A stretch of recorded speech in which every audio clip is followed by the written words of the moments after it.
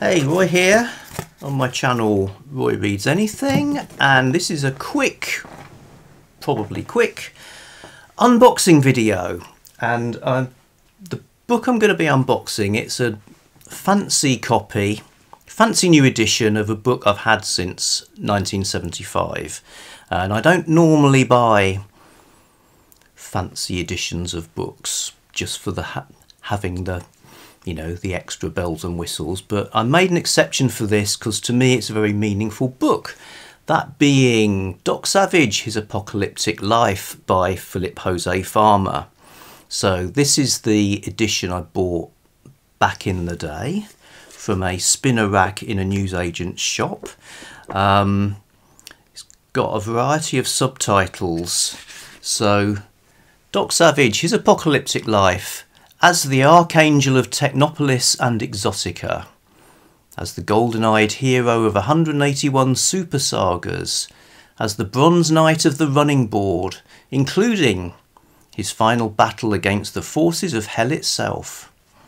So based on that, I picked this up. I didn't know the character particularly. I had read of him in Lynn Carter mentioned Doc Savage magazines in the introduction to a collection of his stories called Beyond the Gates of Dream, when he's talking about stuff he liked when he was a kid. So that sort of would have piqued my interest, I suppose. It was a cool cover by Richard Clifton Day. So Doc Savage, a pulp hero from magazines in the 1930s. And this is a biography of him as if he's a real person. So there's a little genre of that kind of thing. Farmer himself had actually written another one, Tarzan Alive. Obviously that's a biography of Tarzan as if he's a real person, and they're linked together. But there's others, Sherlock Holmes, by other writers, Sherlock Holmes, James Bond, John Steed from the Avengers, all had this sort of treatment. So that's a fun thing. So why does this book mean anything to me? Well, I think three things. One is it introduced me to the character and to pulp adventures in general. So at the time as a teenager, I knew comic books, didn't really know the sort of their predecessors as text-based stories in pulp magazines. So, and to this day, I could pick up a Doc Savage book, read it and enjoy it over a couple of hours, and it's a fun thing that's given me a sort of lifetime of reading, which is great. But there's an extra thing, which it also, because Farmer's talking about Doc Savage in quite a serious way, it introduced me to some other literature as well, like the works of William Burroughs, for instance. So Philip Jose Farmer riffs on the idea of apocalyptic fiction and talks about Henry Miller, E. Doc Smith, and William Burroughs, and that led me to, as a 15-year-old, getting a Burroughs book from the library called Dead Fingers Talk, which was pretty eye-opening for a youngster, and probably leading from then into other Beat Generation writers as well. So that was good. And then the third thing is something that happens in both the Tarzan book and the Doc Savage book, is the idea of the Wold Newton family.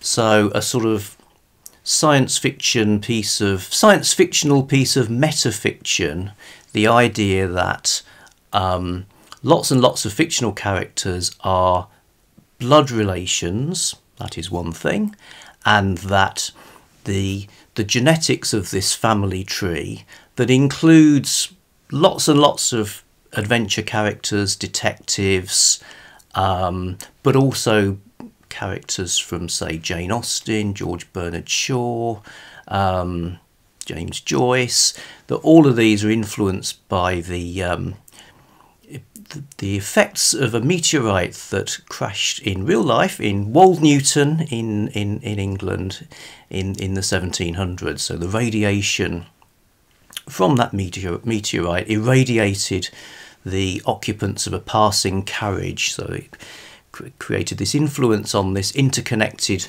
family tree where you get all sorts of cool characters. So, you know, I'm seeing James Bond, Richard Hannay, Philip Marlowe, Joseph Jorkins, he's from Lord Dunsany, and lots of others. So that was like a fun idea.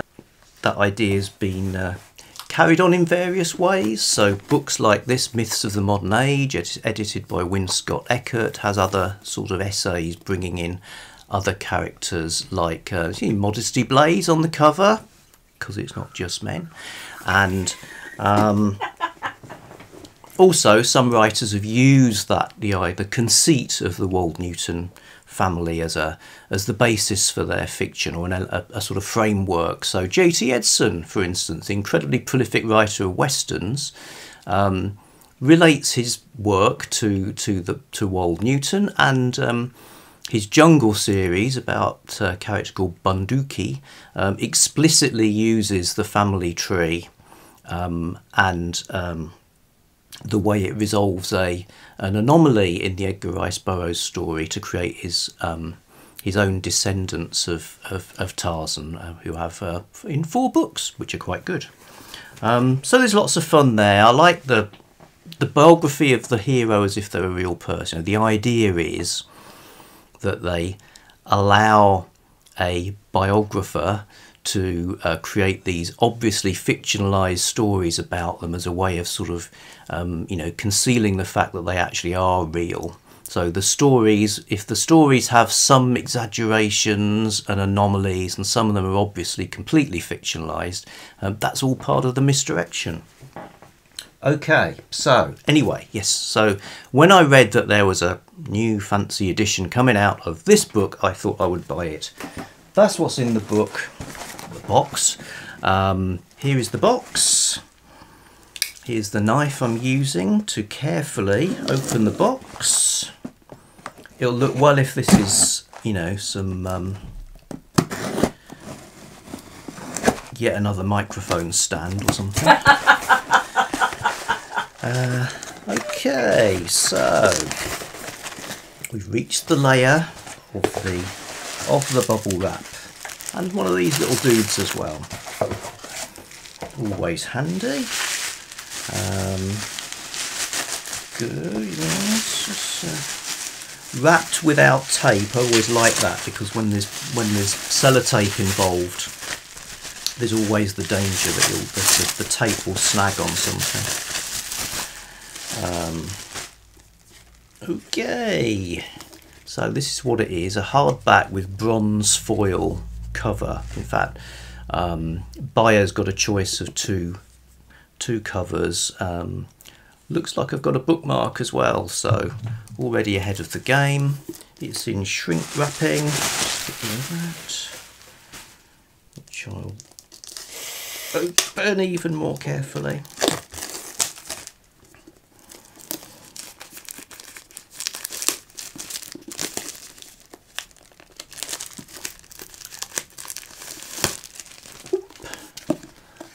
Okay, so there's a sort of Mayan pyramid there as as this cover image. Okay, it's a coat of arms, facsimile signatures, and yep. So from Meteor House, we got a foreword by Winscott Eckert as an addition to this version, so that's nice to have. And then in the addenda we get extra stuff: Doc's coat of arms reconstructed, a list of Doc Savage comics, writing Doc's biography by Philip Jose Farmer, and an afterword to Doc Savage Omnibus 13 that Farmer wrote, and then some tributes from Will Murray, who's written lots of excellent Doc Savage continuation novels, John Allen Small, Keith Howell, Rick Lai, Arthur C. Sippo, and Christopher Paul Carey, and an index, because what is a book without an index? And a rather better version of the family tree than the ones I've seen in editions I've got. Oh, this is like an extension, oh my god.